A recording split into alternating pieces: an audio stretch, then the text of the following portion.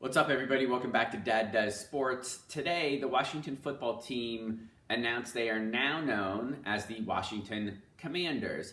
This has been in the works now for almost a couple years, right? They moved from the Redskins to the Washington football team with the plan to eventually get to the next stage in whatever their brand is going to be. And that could have been the Washington football team. It could have been the Washington Admirals. It could have been the Red Hogs, the Red Wolves, the Presidents. We saw probably 7, 8, 9 different names along this process that the football team was thinking about.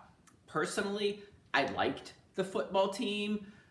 I think they did a nice job of using that to play on the Washington tradition when it was first started, that initial football team. So I like them going back to their roots with that.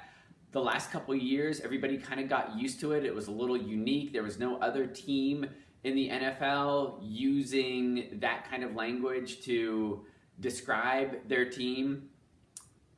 So I liked it. I wish they would have stayed with it. The Commanders, I feel like, isn't a bad option. I rattled off a few of the nicknames they were thinking about before, and I don't think those would have worked at all. It's going to take me a little bit of time to get into the Commanders feel. It sounds a little USFL-y to me, but I get it. It's new.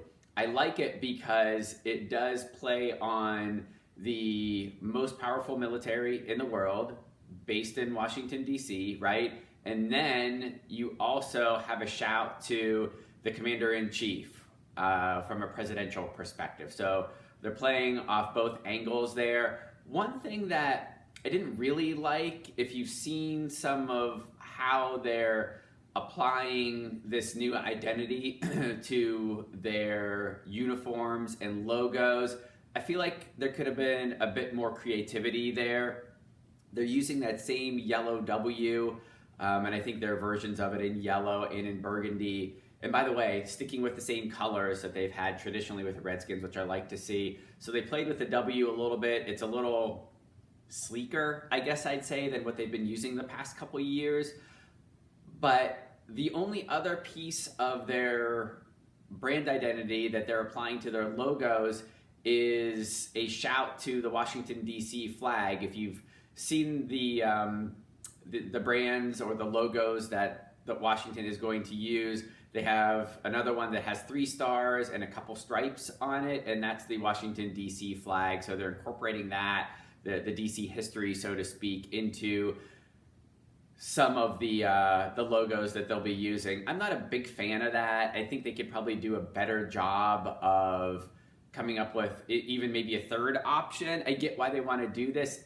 I feel like there needs to be a little bit more excitement, and I'm not sure if that means some kind of character that looks like a commander or something like that. I would have liked to have seen maybe a third option that they could use.